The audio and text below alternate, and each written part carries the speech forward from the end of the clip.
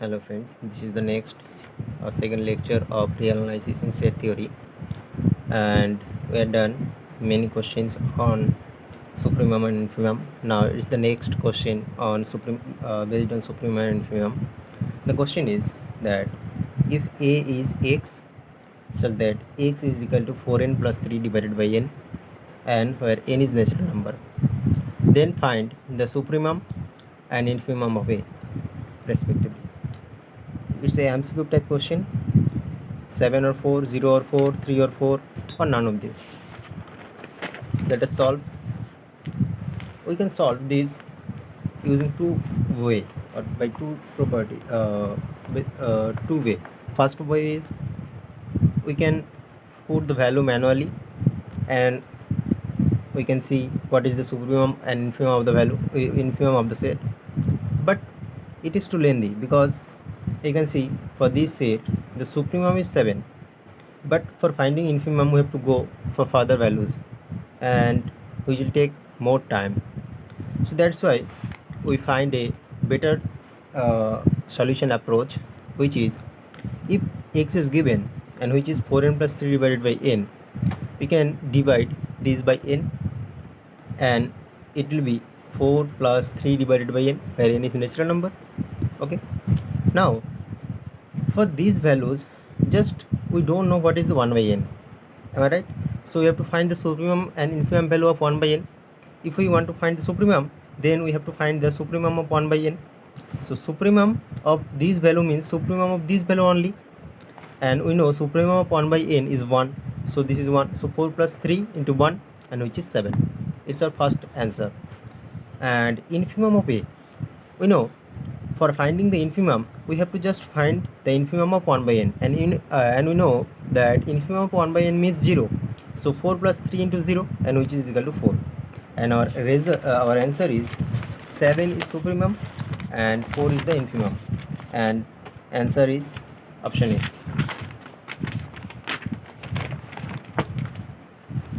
For the next question, question number 2, let age be subset of real number. It's okay, and infimum of age and supremum of age both are equal. Then first option, age is empty set, age is in a singleton set, age is infinite but may not be singleton, or can't say. What is the answer? Now we know any x naught belongs to s. This is real number because h is subset of real number. Then obviously we know the point x naught, since it is belongs to x s, so it is greater than or equal to infimum and less than from supremum. It is obvious, it is trivially true. Now here given that infimum of s and supremum of s are same, that means we can replace the supremum of s by infimum of s by supremum of s. That means supremum of s less than or equal to x naught less than or equal to supremum of s. What is the meaning? That supremum of s is equal to x naught, and similarly infimum of s is equal to x naught, both. So if supremum and infimum both are same and which is value is x naught, the meaning is that h has exactly one element. Am I right? So that's why we can say option B is correct. H is a singleton set if supremum and infimum are both same. Now for the next question. The question is, if or let A be a non-empty subset, it's okay, of R, and having a supremum, that means it have a supremum, and let B is that's x belongs to real number where x plus 1 by 2 belongs to A, then supremum of B is 2 into supremum of A minus 1. Supremum of B is equal to this is actually 2 into supremum of A minus 1. It's okay. This is supremum of A plus 1 divided by 2. Supremum of A or B does not have any supremum. Okay, what is saying? That A is non-empty subset of R having supremum. A have supremum and B is this. Okay, what is B? X belongs to real number where x plus 1 by 2 belongs to A. Then what is the supremum value of B? it's a very easy question. Why? Because y is belongs to b. If and only if y plus 1 by 2 belongs to a, why x belongs to b if x plus 1 by 2 belongs to a, and y belongs to b. This is arbitrary value x, so we can change by y. So y belongs to y belongs to b, that means y plus 1 by 2 belongs to a. It's okay. This means if this is if y plus 2 belongs to a, that means this is equal to x because x is element of b. So y plus 1 by 2, this is equal to x where x is belongs to a. It's okay. Now this implies that 2x minus 1 is equal to y. Okay, normally x belongs to a, and that means b is equal to, we can say this is 2x minus 1. Why? Because y is also belongs to b and x belongs to a. So that's why we can say supremum of b means 2 into supremum of x, and x is element of b. So 2 into supremum, x is supremum, x is belongs to a, sorry, x is belongs to a. That's why 2 into supremum of a minus 1, we can say. So it's our actual answer, and which is option number 1.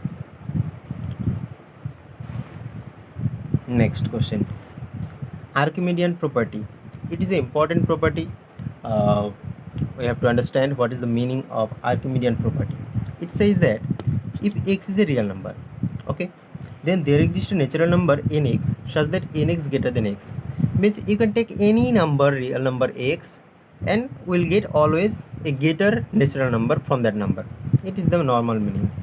And if a is greater than 0, that means is positive, and b is real number, then there exists a natural number such that na greater than b. Means it means that if a is a positive number and n is natural number, then we can get any natural number which will multiply by real number, this positive real number, then it is always greater than from any real number you can take.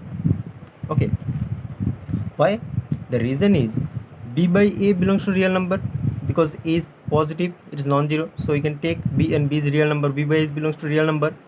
Now there is a natural number such that n greater than bi by a, because this is the Archimedean property. So from this line you can take n a is greater than b. It's okay. Next,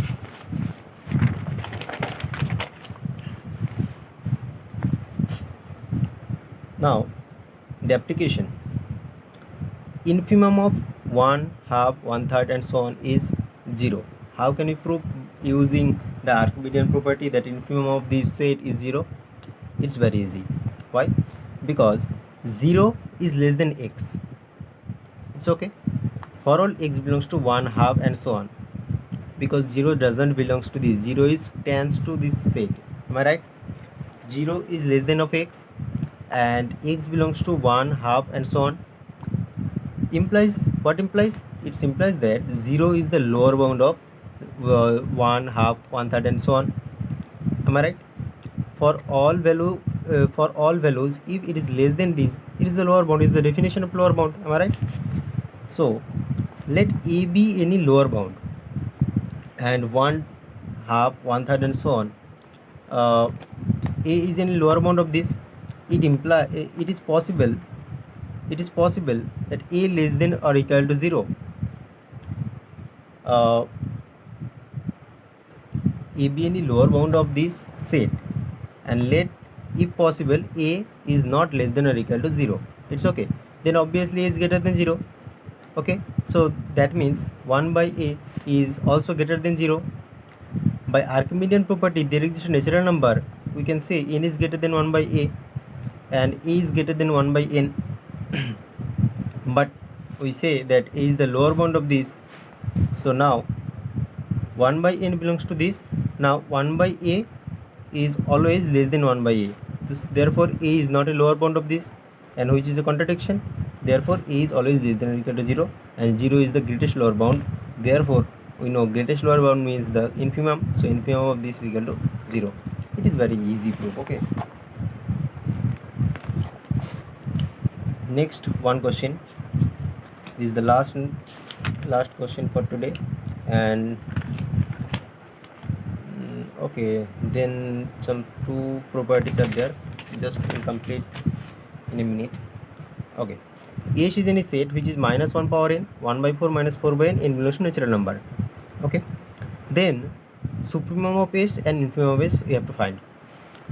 Now a is equal to minus 1 to the power n, 1 by 4 minus 4 by n, when n is even number. N equal to 2k means n is even number, and this is minus 1 power n, 1 by 4 minus 4 by n, when n is equal to 2k minus 1 means n is even odd number. Okay, now we divide this set in two number, and we know supremum and infimum have some property. We have to apply the properties of union addition.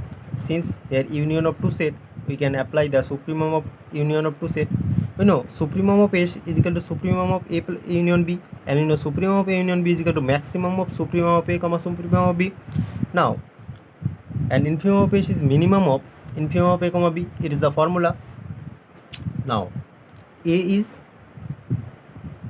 equal to 1 by since it is 2k, so minus 1 per n means this is a positive number, and 1 by 4 minus n by n equal to 2, so 4 by 2k, it's actually 2k. Okay, and you know a is equal to 1 by 4 minus 2 into 1 by k, and supremum of 1 by k is 1, so 1 by 4 minus 2, and 1 by 4 minus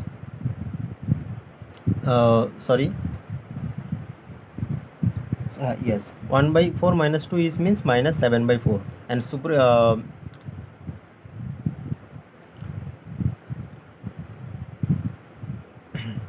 yes, here is we have some little bit mistake on our question, because supremum of 1 by k is 1 and infimum of 1 by k is 0. So supremum of a, oh sorry, since it is negative, so supremum will change by infimum, am I right? So supremum of a, if we find, then 1 by 4 minus, so that's why it's infimum of 1 by k. So infimum of 1 by k is 0, so that's why 1 by 4. And for finding infimum, since it is negative sign, so supremum is changed by the negative, infimum is changed by the supremum, and supremum 1 by k is 1, so 1 by 4 minus 2 is minus 7 by 4. And similarly for b equal to minus 1 by 4 plus 4 by 1 by 2k minus 1, since it is odd number and k is belongs to natural number. Okay, so supremum of b, which is equal to since here is positive number, so supremum is only supremum, so 1 by 2 minus the supremum value is 1, so 1 by 4 plus minus 1 by 4 plus 4, and which is equal to 15 by 4. And similarly infimum is equal to minus 4, and this is value is 0, so minus 4 plus 4 minus 4 plus 0, and which is equal to minus 4. So using the formula supremum of s, we know maximum of sup s plus sup a plus sup a comma sup b, and supremum of a is 1 by 4 and supremum of b is 15 by 4, so our answer is 15 by 4. And infimum is minimum of infimum of a comma infimum of b. Now infimum of a is minus 7 by 4 and infimum of b is minus 1 by 4, and we know that minus 1 by 4 is minus 7 by 4 is bigger, so that's why minus 7 by 4 is our answer. So our actual answer is supremum is 15 by 4 and infimum is minus 7 by 4, which is our correct answer. Next two properties which is also important, which is density theorem. What is the density theorem? If x and y belongs to real number and x less than or equal to y, then there exists a r belongs to q such that x less than r less than y. It means that you can take any two number, and which is first one is less than, means x is less than or equal to y, then you can find a rational number, and this rational number always belong to always between these two number. Okay, and there is also a corollary that if you take irrational number, then also it is possible. Now algebraic number, what is algebraic number? A real number alpha is said to be algebraic number if there exists a non-constant polynomial p of x belongs to q of x. You know what is the meaning of q of x? Q of x means a polynomial like a0 plus a1 x square plus and so on, where a1 a0 is rational number. It is the meaning of q of x. It's okay. Now a real number alpha is algebraic number if there is a non-constant polynomial p of x belongs to q of x, and such that p of alpha equal to 0. And if there is a polynomial p of x, a0, a1 x square, a2 x cube, like it is a polynomial, then it should be p of alpha, means a naught a1 alpha square plus a2 alpha cube, this x, this is square, so this is equal to 0. That means alpha be root of this equation, so that's why it's 0. So this is the meaning of that. It's okay. Now thank you.